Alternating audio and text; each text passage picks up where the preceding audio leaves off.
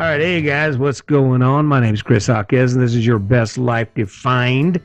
Let's get right to this thing. Here's the question of the day. Do you believe in you? You're like, what? What do you mean, do I believe in me? Do you believe in you? I believe in me. Let me give you a little lead in on this one. So when I ask that question, what that's about is about you waking up every day excited that you are you. Excited about what you're going to do, energized by who you're becoming, energized by who you are. I wake up every day and I think to myself, damn, what next? What next?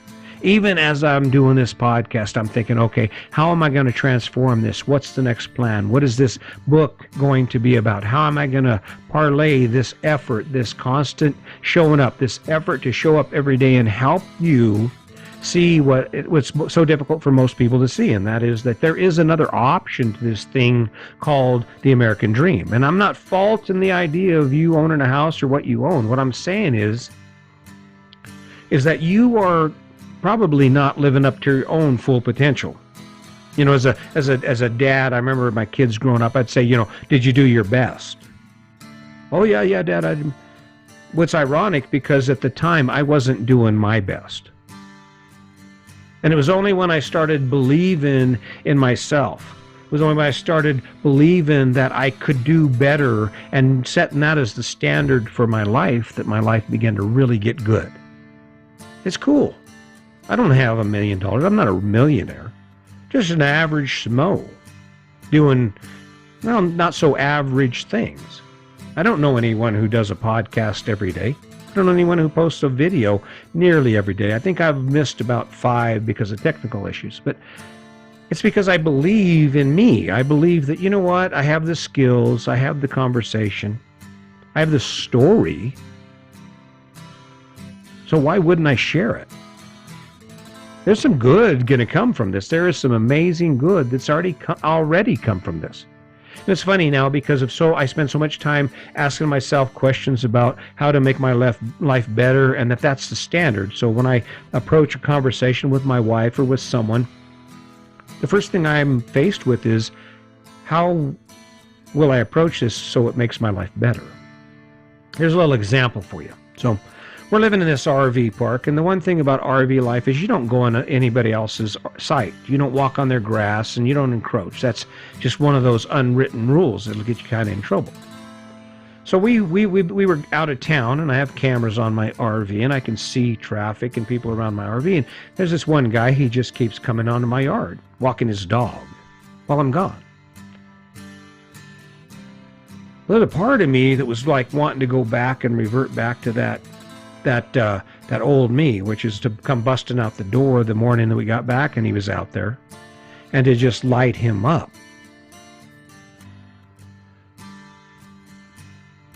But I'm not that person anymore. And the reason I'm not that person anymore is because when I started looking at who I'd become, I started believing that maybe I could be something better. I started telling myself, no, you don't need to do that. The reality is, for me to go out there and talk to anyone in that manner is not going to make my life better.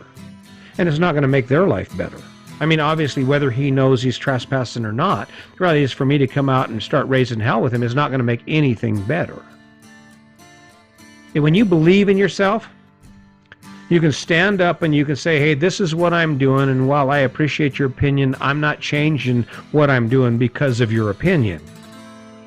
I wanted to back when I first started, man, I wanted to quit this. I wanted to quit this thing so bad, but I kept thinking to myself, you know what? I believe this is going to work for me. I believe there's going to come a time when I've figured out enough of this that someone says, hey, Chris, I've got an idea for you. Maybe we can do this, and it'll benefit me, because I know for a fact that I'm not stopping. Now, enough about me. Let's talk about you. When you look at things where you are right now, the reason that you're probably not moving forward in any direction is because you don't truly believe in it and in yourself enough to do that. The other driving force is you haven't built a good enough story to believe that drives you to want to take that first step. See, I got up this morning, it was 24 degrees when I went outside and started walking. I think it was probably 26 when I did my first pull-up. There's a reason that I do that. See, I believe in me. I believe in the need for me to take care of me first. It's funny when we talk about this whole campaign that just went by. Look at how much effort we put into people we don't even know in the way of believing in them and being energized for them and contributing to their cause. Okay. Contribute to your own cause. How about contributing to your own cause, to the make Chris great again? I'm not asking you to support me. Support you. Make up a story about how amazing you can be, about how amazing you would be if you picked this and did this. Can you imagine? And then go after it. Do it. Because you're the only one who can. Back when I was 18 and I married my wife and she's 16 and there's a baby on the way and life has gone as far down as it can go. We are on the bottom of the ocean as far as depth. We're looking up at a hole. We can't even see the sky. The one thing that got us to where we are now was the fact that we believed we could do it. We believed we could do it together, and it was only during those times when we didn't believe in ourselves and in each other that things got really rough.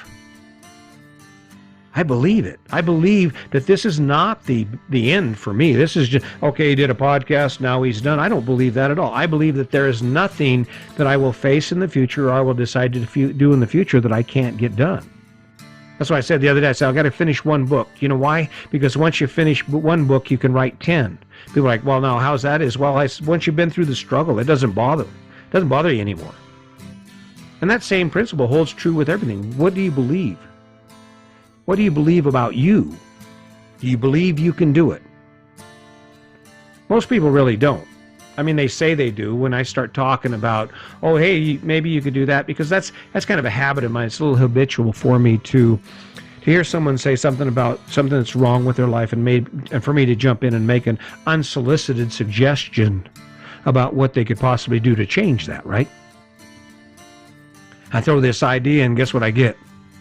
Oh, I can't. On any given subject, I can't is a proclamation of disbelief in yourself.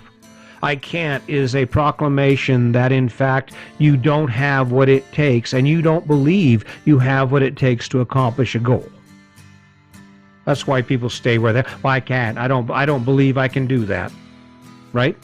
Well, with that kind of attitude, if that's where you are when you look at the things in front of you and the challenges and where your life should be going, well, you're staying right where you're at.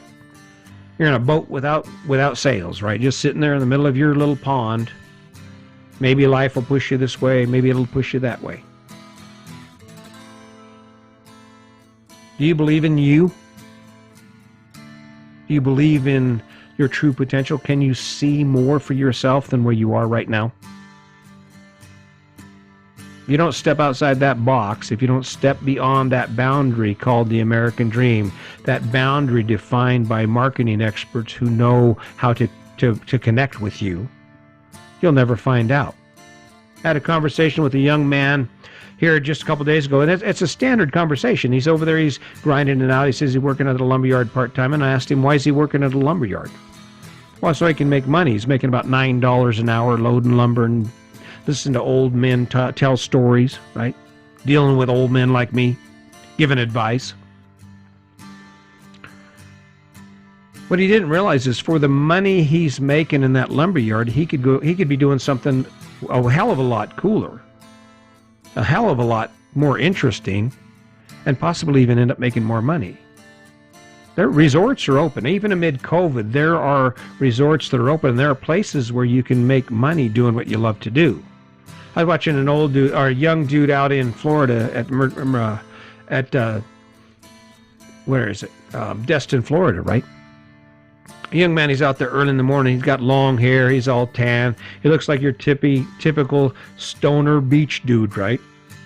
Miramar, Florida, he's out there at 7 o'clock in the morning. He's got this cart with chairs. He pulls them out. He sets these chairs up, has a drill. He drills a hole in the sand, sets the umbrellas in the sand, and then he walks around the beach taking care of stuff, doing this, doing that, keeping things organized. And I was talking to him, and I said, man, what's up? He goes, oh, man. I said, how do you like your job? He goes, oh, man. He goes, this is the best. I said, how did you end up here? He goes, well, he goes, I was in the Midwest. He was from Nebraska. He goes, in the Midwest, and I just wasn't feeling it. And I said, I'm going to try something different. And everybody told me I was crazy. He goes, and I came down here, and now what I do is I spend the entire summer saving money and working so that I can spend the winter doing what I love to do back in Nebraska, right? But he says it's the same money, right? He's earning the same money. The only difference is he gets the benefit. He gets the benefit of that experience. And the only reason he's there is because he believed in himself. He believed he could do it.